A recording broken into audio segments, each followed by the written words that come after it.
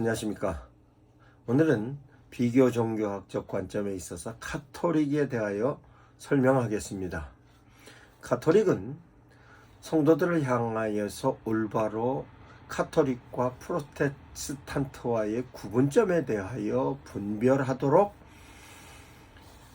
성도들의 이해시키는 데 대한 필요성이 있고, 광범위한 부분에 있어서 카톨릭과 프로테스탄트가 기독교라고 이야기하고 있습니다만, 카톨릭과 프로테스탄트는 엄연한 다른 종교입니다. 즉, 카톨릭 교인들이 우리가 전도해야 될 대상으로서의 그네들을 향하여서 그들을 어떻게 이해할 수 있는가에 대한 전반적인 내용을 설명하겠습니다. 카톨릭도 예수를 믿고 하나님을 믿는 것 같지만 우리하고 믿는 관점이 전혀 다릅니다. 뿐만 아니라 카톨릭에 있어서의 교리도 우리 프로테스탄트와는 전혀 다릅니다. 그와 같은 데 대한 내용을 설명하겠습니다. 우선 카톨릭에서 얘기하고 있는 구원론이 우리의 구원론과 상반된 내용부터 설명하겠습니다. 카톨릭에 있어서의 아담과 하와의 타락은 부분적인 타락으로 설명하고 있습니다. 이 내용의 출발점은 토마스 아퀴나스라는 신학자로부터 정리가 된 내용을 카톨릭의 교리로 정리를 했습니다. 즉, 아담과 하와가 하나님이 먹지 말라 그래는 선악과를 따먹고 타락을 했습니다. 그 타락했을 때의 현상과 내용을 우리 프로테스탄트에서는 전적인 타락으로 설명을 하고 있습니다만, 카톨릭에 있어서는 부분적인 타락으로 이해를 하고 있습니다. 즉, 아담과 하와가 선악과를 따먹고 하나님을 피해서 숨었을 때에 하나님께서 아담을 찾습니다. 아담아, 아담아, 어디 있느냐라고 했을 때 아담이 여기 있나이다 라고 합니다. 그 여기 있나이다라고 하여 하나님과의 대화를 이루는 그 내용이 전적인 타락이 아니고 부분적인 타락을 하여 부분적으로 남아있는 부분으로 하나님의 음성을 들을 수 있는 것으로 설명을 하고 있습니다. 그러나 우리 프로테스탄트에서는 전적인 타락으로 보고 있습니다. 그러면 전적인 타락으로 보고 있는 프로테스탄트와 카톨릭과에 있어서의 타락에 관련된 부분도 나눠지는 것처럼, 그럼 구원에 관련된 내용도 우리 프로테스탄트와 카톨릭은 다른 것입니다. 그럼 카톨릭에 있어서 구원론은 어떤 내용이냐? 카톨릭에 있어서 예수 그리스도를 통한 구원도 설명을 하고 있습니다만, 그네들을 향하여서의 구원에 대한 내용이 포괄적인 부분으로 설명을 하고 있습니다. 즉, 인간이 타락을 하는 데 있어서 전적인 타락이 아니고 일부분 타락되지 않은 부분으로 하나님의 음성을 들었던 그 부분으로 하나님께서 원하시는 것을 찾아서 그 하나님께서 원하시는 것을 진행을 하면 하나님께서 그 부분을 인정하여서 하나님께서 구원의 길로 이르게 한다는 내용이 카톨릭 교회의 구원론의 하나이며, 역시 예수 그리스도를 믿음으로써의 구원도 설명을 하고 있습니다. 그러면 실제적으로 부분적으로 남아있는 하나님의 이해하심에 대한 그 덜 타락되어졌던 부분으로 하나님께서 원하시는 것은 무엇이냐라고 하면, 교회에서 제시하고 있는 여러 가지 프로그램과 교회에서 제시하고 있는 구원에 관련된 교리적인 내용, 이행하는 데 대한 내용, 이런 것으로 하나님을 감동시키면 하나님께서 인간들을 구원해 준다는 내용으로 설명을 하고 있는 것입니다. 그러면 그와 같은 데 대한 내용으로서 중세부터 지금까지 하나님이 원하는 것은 이런 것입니다, 이런 것입니다 라고 신부님들을 통하여서, 교황청을 통하여서 계속 그네들이 계획하고 있는 부분에 있어서의 사업적인 부분, 그네들이 계획하고 있는 부분에 있어서의 교리적인 내용을 성도들로 하여금 하나님이 기뻐하시는 일이라는 내용으로 제시를 하는 것입니다.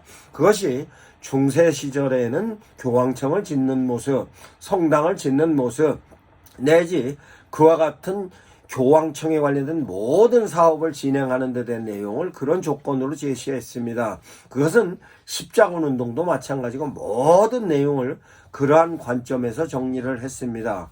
뿐만 아니라 면죄부에 관련된 내용도 실제로 교리와는 전혀 다릅니다만 하나님이 기뻐하시는 일은 그와 같은 부분에 있어서의 작은 행위조차도 하나님께서 구원을 이루게 한다. 즉 면죄부에 대한 개념은 죽은 사람이 처해져 있는 그곳에서 하나님의 나라로 가게 하기 위하여서 자손들을 통하여 세상에 남아있는 그분들을 통하여서 그 면죄부를 통하여 하나님께 인정받으면 그곳에 있는 사람이 천국으로 갈 수 있다는 개념으로 설명하였던 것이 면죄부인 것입니다. 뿐만 아니라 그네들이 가지고 있는 여러 가지 마리아를 통한 내용, 마리아를 통한 구원의 내용이라든가 내지는 마리아에게 기도하는 데 대한 내용이라든가 실제적으로 당신네들이 죄성에 대한 부분을 해결하는 데 대한 내용이라든가 이런 건 모든 것을 구원과 결부시켜서 해결하는데 그 내용을 행동으로 실행하는 사람의 행동의 평가로서 설명을 하는 것입니다. 그러면 카톨릭에 있어서의 미사적인 개념도 우리 프로테스탄트의 예배의 개념과 어떻게 다른가? 카톨릭에 있어서는 미사는 의식을 진행하고 있는 제사적인 개념이 있습니다. 그럼 제사적인 개념은 어떤 개념이냐? 내가 지은 죄를 미사에 참여를 해서 예수 그리스도가 죽음에 있어서의 속죄양이라는 상징적인 부분으로 떡을 예수님의 살로 피를 예수님의 피로 먹어서 그에 대하여서 하나님께 속죄 제물에 대한 것을 내가 수용한 것으로 인정하는 것으로 예수님의 피와 예수님의 살을 먹는 것을 화채설로 예수님의 피는 포도주가 변하여 피가 됐고 뿐만 아니라 빵이 변하여 예수님의 살이 되었다는 것으로 상징적인 내용으로서의 프로테스탄트에서의 성찬과 다르게 화채설로 실제적으로 하나님께서 예수 그리스도의 피로 변하게 해서 예수 그리스도의 살로 변하게 해서 그것을 우리가 실제적인 제물로서 먹었을 때에 죄가 소멸이 된다 하는 부분으로서의 의식적인 부분이 대단히 강하고 그 부분을 강조하는 것입니다. 그러면 실제적으로 신부들이 강론하는 데 대한 내용은 교훈적인 내용으로 그치는 것입니다.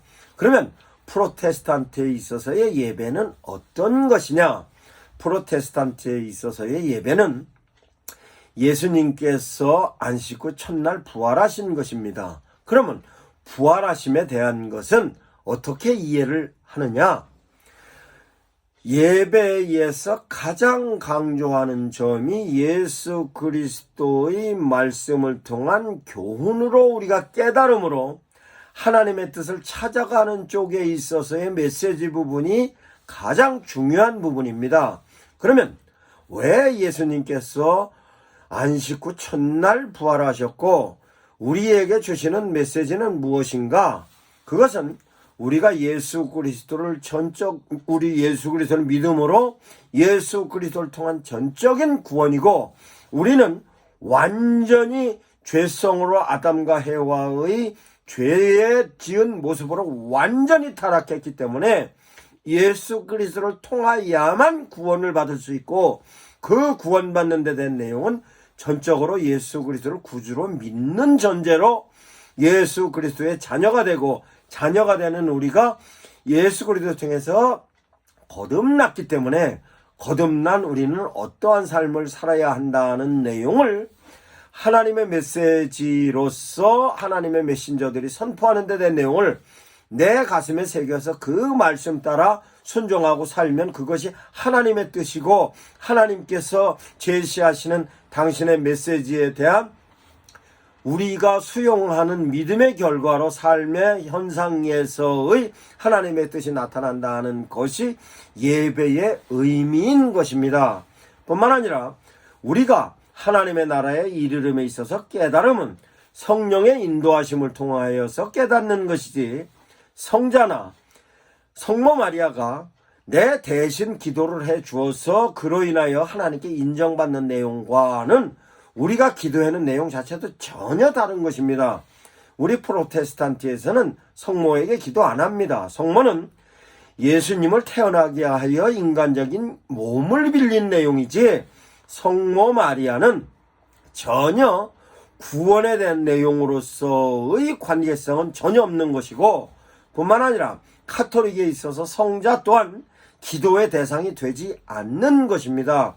이러한 의미로서 우리는 전적으로 예수 그리스도를 통하여만 구원을 얻는 것이고, 예수 그리스도를 통하여서 하나님과 우리의 관계가 자녀와 아버지와의 관계고, 성령께서 우리를 도와주시는 것은 하나님과 우리의 관계가, 아버지와 자녀로서의 관계가 회복되어진 우리가 삶을 살아가는 데 있어서 예수님께서 부활 승천하셔서 보혜사 성령을 보내주셔서 보혜사 성령을 통하여서 하나님과 아버지의 관계성에서 하나님의 뜻을 이해할 수 있고 하나님의 뜻을 실천할 수 있는 면에 있어서의 성령의 역할로 우리를 세상 끝날까지 도와주시는 것입니다. 근데 카톨릭에 있어서는 성령에 관련된 내용을 설명을 하고 있습니다만, 성령만 삶을 도와주는 것이 아니라 성모 마리아가 우리의 기도의 내용을 예수님께 대신 전하여주고,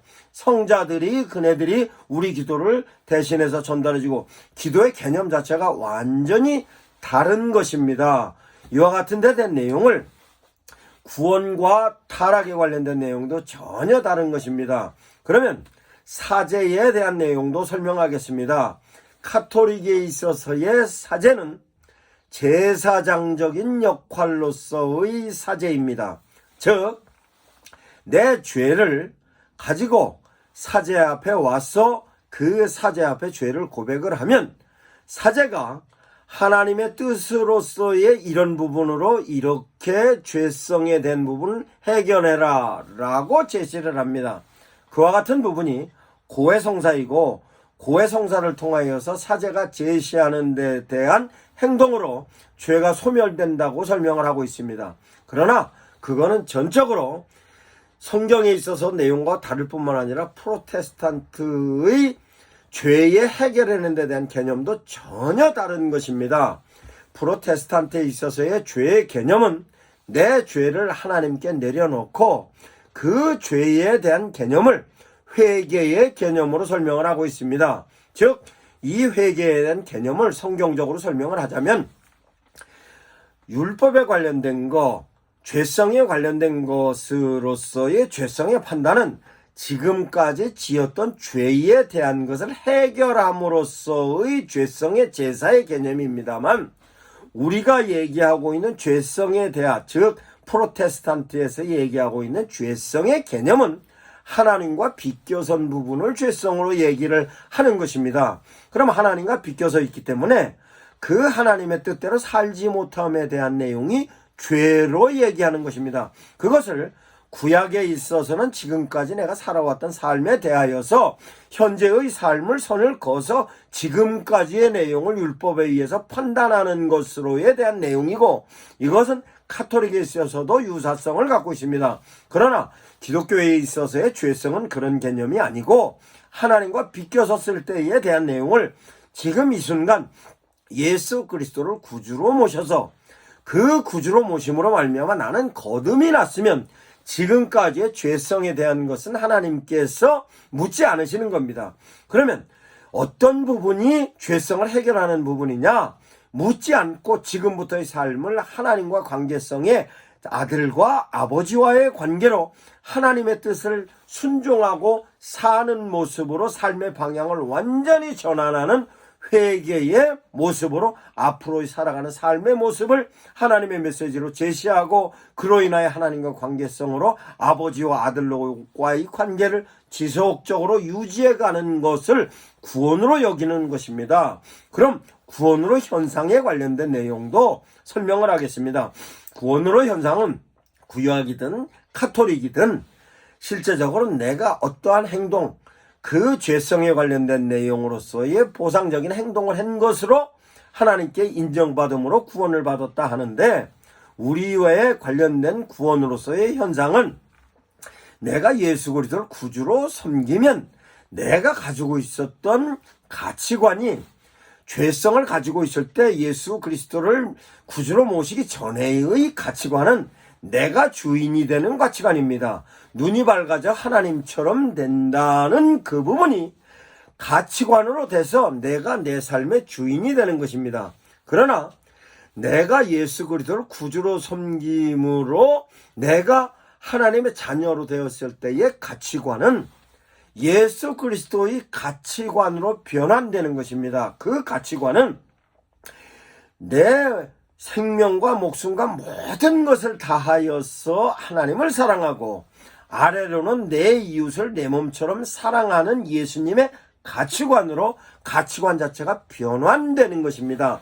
이와 같은 모습이 현상적인 부분으로 있어서 구원의 현상이고 그 가치관을 갖게 하는 데 있어서는 성령께서 순간순간 하나님의 메시지를 깨닫게 하고 예수님께서 제시하였던 그 가치관에 대한 내용으로서의 판단과 결정을 하게 하는 것이며 실천함에 있어서의 의지적인 부분도 성령께서 인도해 주셔서 예수님께서 제시하였던 예수님의 가치관을 우리가 실천하는 데 대한 내용으로서 성령께서 우리의 의지적인 부분을 도와주는 것으로서의 역할인 것입니다. 그래서 가톨릭에 있어서의 성부, 성자, 성령론과 프로테스탄트에 있어서 성부, 성자, 성령론과 차이가 있는 것이며 예배에 대한 것, 구원에 대한 것, 타락에 대한 것, 이와 같은 모든 것에 대한 내용이 실제적으로 우리와